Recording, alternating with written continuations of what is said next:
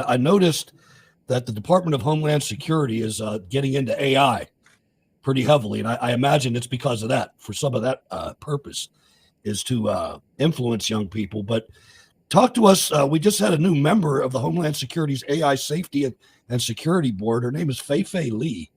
Can you explain who she is and why it matters? Absolutely. So Fei Fei Li came to, a public image, as she worked for Stanford University on the AI Institution Center.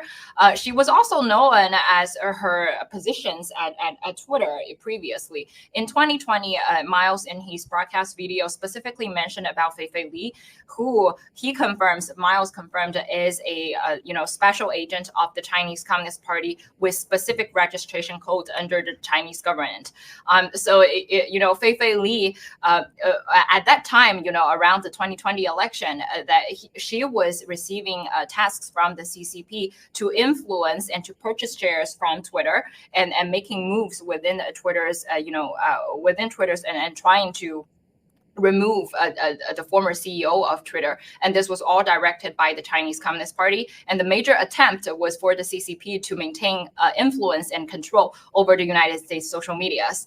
And within the, whistleblowers movement, there were two figures that people could investigate, related to her. Fei Fei Li was previously working very closely with Bruno Wu, a registered agent of the Chinese Communist Party, an American citizen who was also known to work with former FBI agent and trying to lobby to return Miles School to China at that time. And Fei Fei Li was also working very closely with Sun Lijun, the former vice minister of the Public Security Department in China. So with all that relationship and the working history that she had with the Chinese Communist Party, you will understand instantly that Fei Fei Li was with the communist government for a long time, and she always carried special tasks from the Chinese government, especially on social media, and now moving on to the Homeland Security Safety and AI Board.